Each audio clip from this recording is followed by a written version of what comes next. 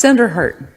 Okay, thank you, Madam Chairman. Mr. Lehosit, I'm looking at the budget book, page 6-86, and I think I saw the same item appear on the screen a little bit ago, but I'm curious about this Salesforce program. Is that like a consulting management service, or was that software that was used to take care of this constituent service? And was that related to the COVID pandemic? A lot of questions, I'm sorry, but could be an easy answer. Mr. Lehosit. Madam Chair, Senator, thank you for the question. Just to help orient the rest of the committee, we're on page 6-86 of the budget book. And I believe you're looking at the top of the book, which refers to the removal of one-time expenditures. Correct. So what that's doing is that's removing the one-time appropriation that was authorized by the legislature last year for the office to purchase a constituent management services software. When the office submitted their budget request, they had indicated that they were looking into purchasing a version of Salesforce to help collect emails and phone calls and things like that from constituents. So that's the history of why that is in there in the budget book. Okay, Madam Chairman, follow-up question. Is this a program that was purchased so that the state actually owns the program, or was it something that the governor's office subscribed to and you're going to pay an annual fee for that? Mr. Lehosit. Madam Chair, Senator, the way I understand it is the software, Salesforce is a subscription-based product that they would purchase. There would be a one-time implementation cost, which is part of that $215,000. And then they would pay an annual subscription fee to continue using the service. The story, as it's been told to me, was they had an influx in constituents sending them questions and things like that, and that was what the agency reported the need was for purchasing the software. One more follow-up, Madam Chair. Thank you, Madam Chairman. So now that COVID, the pandemic, is behind us, is there a need to subscribe to this service in the future? And can we have some cost savings going forward, or is this something that we're going to be paying for year after year? Mr. Lehosit. Madam Chair, Senator, I think that's a great question for the agency. Okay. All right. Thank you. Thank you. Senator Carlson. Thank you, Chairwoman and Mr. Lehosit. I have a question. I've been provided some information on travel and charter flights. We've had quite a bit of in-state charter costs in 2024. Can you get us some more information on that, when they took place, and if there was, and I don't know if you can get this information, if there's other options that we could have done for staff or whatever, that kind of information. Mr. Lehosit. Madam Chair, Senator, I'd be happy to run some of those expenditure reports for you. Absolutely, and we can provide those to the committee. Thank you. Thank you. Senator Zeiderveld. Thank you, Madam Chair, and Mr. Lehosit. I have a little bit more work for you. I'm curious on, can you give us an Excel spreadsheet on exactly the expenditures on that 1.35 million that was used in the emergency? Can we see exactly how that was spent in an Excel sheet? Mr. Lehosit. Madam Chair, Senator, yes, absolutely. There's a statute that, and I can't remember the exact date that the Division of Financial Management does produce a report every year for the legislature that reports how much was spent on that. I do have that spreadsheet, and I'd be happy to share that with the committee. Absolutely. Thank you. If you would get that to the full committee on both questions. Thank you. Senator Cook. Thank you, Madam Chair. Mr. Lehosit, could you do I was just comparing the OITS hardware for the governor against the lieutenant governor, and there's quite a discrepancy there. I was wondering if you could get an itemized list for the OITS hardware that we're spending for $45,000, please. Mr. Lehosit. Madam Chair, Senator Cook, absolutely, we can get that to you. Thank you. Thank you. Representative Price. Thank you, Madam Chair and Mr. Lehosit. This might be for the agency, Ms. Wolff, but there's payments from agencies to the office, and payroll accounts are being indicated. On insurance, $50,000. Can you tell me what staffers were reimbursed and what exactly was done? Mr. Lehosit. Madam Chair, Representative, thank you for the question. I don't have those specific expenditure reports in front of me, but we can get that information to you, absolutely. Thank you. Representative Tanner. Yeah, thank you, Madam Chair.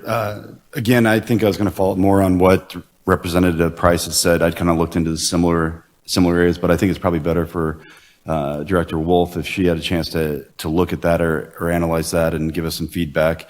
There were multiple different transfers that were done back from other agencies to the Department of the Governor. We had $95,000 that was transferred from the Department of Health and Welfare, $55,000 that was transferred from IDOC, $50,000 was transferred from the Department of Insurance, and then $50,000 that was transferred from DFN back to the governor. What was more curious to me is that the timing of those transfers. So 3 of the transfers were done in August, just shortly after their budget was done. So it seemed very interesting to me because I can follow back. I've looked through some of the ones that have been done in the past, which are ones that are like the AG's office, for instance. They do a lot of it, but I can go back and I can look how many hours, every detailed thing of what they actually have done. These ones look like they were just transferred at the beginning, like they were paying for their staff. And then the more curious one was the one that was done on the June 6th from the DFM that was transferred back to the governor's office. Because to me, looking at that one kind of makes me a little bit nervous because that one's done at the very end of the budget cycle. And then when I go through it and I actually look at his budget for the 2024, that's where I got those numbers were from the 2024 budget. When I look at that, it looks like he reverted back, or the Office of the Governor reverted back $28,600 back to the general fund. But when you actually remove that $50,000, it actually shows he would actually be a negative on that of $21,400. So to me, it looked more like he was using other agencies to kind of fill in his gap. And I know this has been something that's been done in the past when we've looked at lieutenant governor, past lieutenant governor on her budgets, and there was a lot of scrutiny that went over based on, she ended up coming down to like a 72-cent budget. Had to cut her staff, got penalized for not having office open hours. I just was curious, to me it looks like that's what we've done, is we've literally taken general fund money from other agencies, backfilled the governor's office to make his budget whole. And that's where I'm more curious now, even more so on like the sales force as well. Salesforce, if we didn't expend that money, where was that money going? Because we just billed out another $200,000+ to other agencies as well. So I'm trying to understand now where some of this money is actually going from. And then I'd say my last follow-up would be looking at it from a screen that you had actually shown earlier. It looked like his budget from 21 was like 96%, 22 was I think 95, 23 was 99%, 24 was 99%. So when I look at those, I'm wondering now if these were done in previous budgets as well, if any one of his budgets would actually would balance without these agency transfers. And I think beyond that, it's to me, if they're not balancing, we've got to rob out other agencies. It's what's different than this and then Voc Rehab. So maybe if the director could answer some of those questions, that'd be good. Mr. Lehosit, do you want to defer to the director on that? Madam Chair, Representative Tanner, thank you for the comments. I've taken some notes about some of the comments you've made. I think the only comment I'll make is, I'm optimistic about the transparency in being able to track down these transactions within the new Luma accounting software. So, but Madam Chair, yes, I think those are good questions for the agency to go through. Okay, thank you. Let's take Senator Woodward's question first because it's for the analyst, and then we'll come back to you. Senator Woodward. Thank you, Madam Co-Chair. Just a comment, actually. It sounds like a lot of these questions I hear are somewhat like checkbook level detail. And so I'm just wondering, we talk about return on investment around here. We've made an investment in Transparent Idaho. Maybe we need to offer a little bit of Transparent Idaho training so people can get some of these questions while we're trying to get through this budgeting process. These are, we're talking about 72 cents or whatever I heard there, that our analyst time might be better spent on the budgeting process. And if we need to just look at what individual transactions are, then we can let people do those through Transparent Idaho. Thank you, Senator. One of the great accommodations that the Controller's Office made was to link Transparent Idaho to every budget we have. So I wonder if that's how this came to light. Representative Tanner. I didn't know if you wanted to let him actually speak to his comment. I think it was just a comment. Okay. To have people look at Transparent Then, Idaho. yeah, It sounds like thank you already you. might have. Yes, thank you, Madam Chairman. Yes, definitely have gone through Transparent Idaho, and I think the analyst, Mr. Lehosis, was actually stating that some of these transfers, that's what was actually interesting. Some of them you can't actually find in there. There are some of these transactions that aren't actually showing up that you can't actually find in there. So I appreciate the comment that that the co-chair made, but that is part of my concern. Is I do spend a lot of time within Transparent Idaho through every budget. I don't think there's a budget that I don't look at Transparent Idaho on, and that's where I'm trying to understand and trying to figure out some of these transactions. Same as my question yesterday to the Controller's Office on the 10P transactions, but because it sounds like these are those type of transactions that are getting done, and they're not actually being reported on that. The Controller's Office actually gave us a comment per se that more kind of he jumped back and forth between the old legacy system versus the Luma system on how these were actually getting reported, and never really did get a very firm answer on where those transactions and how to find those. So, Thank you, Representative. Thank you, Mr. Lehosit. We will turn the time over to the DFM Director, Ms. Lori Wolff.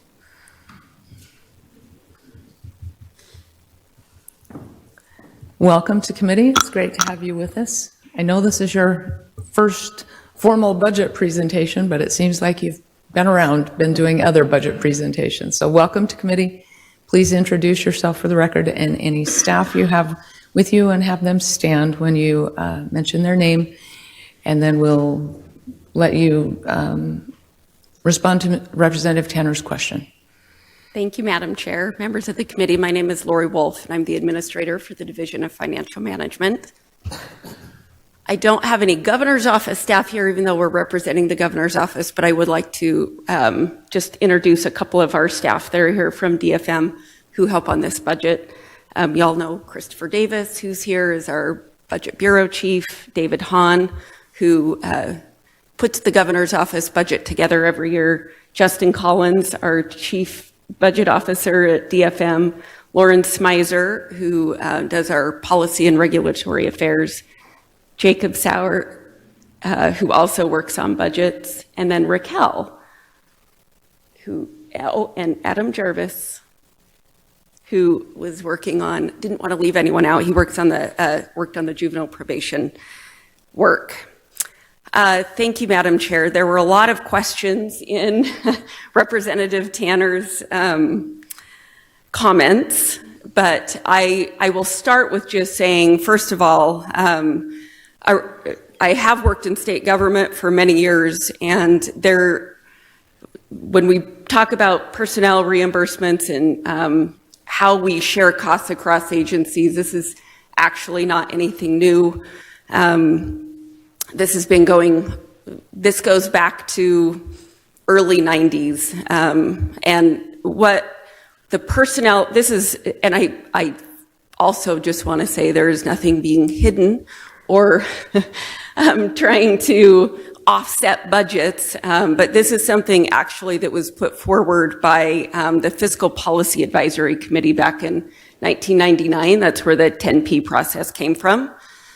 I was not around back then, but what I do know is since that time, we shall share personnel costs across agencies all the time. This is not just a practice in the governor's office. This happens across other agencies. Many of us wear multiple hats. We do a lot of different work, not just the things that we're assigned, but also work that comes up. I'll give you an example. Last spring, our charter school commission executive director resigned, and it took us several months to find a replacement. And in that time, one of the governor's office staff was interim director for a period of time, and those costs were reimbursed by the Charter Commission. That's going to happen again with our Hispanic Commission, just retired, and until we find a replacement, may take several months. Joan Varsack, who also works in the governor's office, will be taking on those responsibilities. During our quagga mussel situation, we had several staff who were doing work with the Department of Ag, down on the river, actually working through the quagga mussel, actually working with the federal government, and their costs were also, the personnel costs were reimbursed during that time for the agency in which they were doing work. We are very transparent about what those transactions are and when those occur, and you can see those in the process. So it was, the controller did answer that yesterday. We had that process in STARS. When we transitioned to LUMA, we made sure that those, that we were able to replicate that same 10P process in LUMA, and that's where you will see those expenses. And Mr. Lehosit was also a part of that when we implemented our LUMA system and helped make sure that agencies had the resources and the tools to be able to reimburse those personnel costs. Thank you. Representative Tanner. Yes, thank you, Madam Chair. Just follow up on that. So, I mean, part of my question that I really struggled with was more, I mean, you kind of mentioned that we were billing back agencies for certain things, but, and when I look at these 10P transactions that actually have done for, like, we'll say the AG's office, there's detailed stuff that I can go get. I can go find exactly how many hours were actually done, what was actually accomplished for what agency. Within these, they're just straight transfers, and they're done at the beginning of a budget year. It seems odd that we're paying in 1 month right up front this large, it looks more like we're just actually paying the governor's staff salaries versus actually doing reimbursement on specific work. So if there are things, that's where I want to see if there is that contract in place for you guys to perform or for the governor's office staff to actually perform work. I would actually personally like to see that. How many hours did they spend on? What projects did they spend it on? As well as I'd say the bigger one is the one at the very end of the 2024 one, because without that last minute transfer before the budget closed of $50,000, his budget was in the red. He would have been upside down his budget over $21,000 without that transfer in. So I'm just trying to make sure I understand what we're actually doing. I mean, I understand that the transfers do happen when agencies do work for other agencies and perform those services, but I couldn't, most time I can track those down to individual specific dollar amounts throughout, and these ones are just large chunks being thrown in without really any description or any contracts or hourly basis agreements that were put in place. Ms. Wolff. Madam Chair, Representative Tanner. So first, I just want to clarify that there are not contracts. Otherwise, this would be an operating cost and not a personnel cost.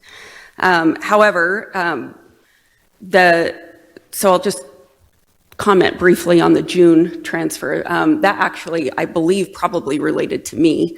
When I took this job, I didn't start until June, and for a period of time, I was still doing work as the policy officer and also had started my position at DFM doing both hats as Director Adams had transitioned to Health and Human Services. So I'm happy to we can get you more detail on what specific roles and hours and time was spent. A lot of times it's a portion of our time because much of that is bled through, but you know, if I was doing 50% of my job over at the governor's office and 50% over at DFM, running back and forth multiple times, we made sure that we reimbursed the governor's office for that time. Follow-up? One last follow-up. Thank you. So you were actually employed in the governor's office underneath his budget, or was it under, because I believe you were the director for human resources, right? I'm thinking that's correct. And then you actually took the DFM job. So I'm just curious of how that would be the governor's now within his budget of transferring back to the governors from the Department of Financial Management over to the governors for that particular work. Ms. Wolff. Madam Chair, I know it's really hard to keep track of what jobs I've had as I have moved a lot. However, I was at the governor's office for a year starting in September of 2023 and worked through that year. Janelle White was the director at Division of Human Resources. So I was actually the director of operations over at the governor's office and did policy work for him. And during that time, even before I took fully on the role at DFM, I was doing work for both as we were trying to get the budget together, and I was working with Director Adams on that transition. Thank you, Ms. Wolff. If you could get those responses to the full committee so we can all see those. Thank you. Senator Hart. Thank you, Madam Chairman. Ms. Wolff, I wanted to follow up on the question I asked the analyst. So I'm on page 686 of the budget book. At the top of the page, the constituent services management system called Salesforce. Did that prove to be an effective system during the pandemic? Is it a one-time expenditure now that the pandemic's over? Or are we going to see more expenses going forward using this Salesforce constituent services management program? Ms. Wolff. Madam Chair, Senator Hart, thank you for the question. And I realized there was some confusion on words in the legislative budget book. Unfortunately, it used the word Salesforce. However, when that recommendation was done for this current fiscal year for FY25,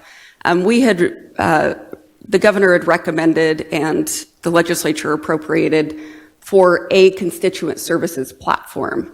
However, and one of the platforms we were examining was Salesforce. However, that proved to be cost prohibitive as we were looking through some of those options. We received that funding on July 1st of this year, and since that time, we've been working with our ITS group.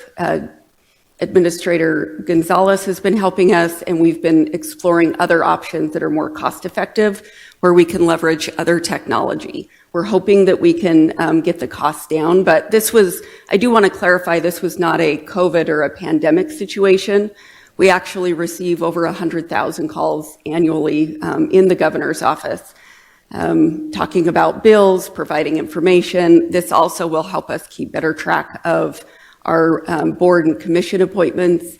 So as we examined, kind of the full scope of what our requirements were, realizing we had multiple needs that we needed to do there. So we're in the process of nailing down exactly what that will come from, but likely not going to be a Salesforce contract. Thank you. Follow-up, Madam Chair? So I'm a little confused. So the money's been appropriated, and we know what it's been appropriated for, but have you actually subscribed to a system, paid for the service? Or are you still shopping for the system that you think is going to best suit your needs? Ms. Wolff. Madam Chair and Senator Hart, based on some of the work we did after we received the appropriation and realized that some of the things we were pursuing could be cost prohibitive in the future, we did take a step back, and we are formulating those requirements phases. We do have this year to get that spent. We've started some work even over at DFM that we feel like we may be able to leverage some of that functionality, and again, working with ITS. So to date, we have not spent, or the governor's office has not spent any of that funding. Okay, all right, thank you. Thank you. Ms. Wolff, we need to move along. Do you have any closing remarks for our committee? Thank you, Madam Chair, and members of the committee. I do appreciate being here, and I know the governor sends his appreciation for all the work that you do in making sure that we have conservative, balanced, and appropriate budgets, not only serving our immediate needs, but also looking into the future and making sure that we work together to make Idaho a great place. I do just want to touch on the two enhancements this year because I appreciate the performance-based budgeting and just want to reemphasize why those were requested and what we will see and why that's valuable. So the America 250 funding was requested to make sure that we could coordinate, as Mr. Lehosit said, with President Trump and his executive order that he signed on January 29th. Those recommendations we assume will be forthcoming, and we want Idaho to be prepared to participate in that fully. And then also appreciate the consideration of the replenishing the governor's emergency fund. Those funds are critical for those times when we have not anticipated what might be happening. And, you know, the Moscow murders, we spent some of the funding on that, and then our Esto Perpetua. And really, this recommendation is just to restore that emergency funding, that cash, to that base appropriation. So with that, I appreciate your consideration, appreciate the questions, and appreciate all the work you do. Thank you. Thank you, Ms. Wolff. We appreciate the partnership we have with you and your team.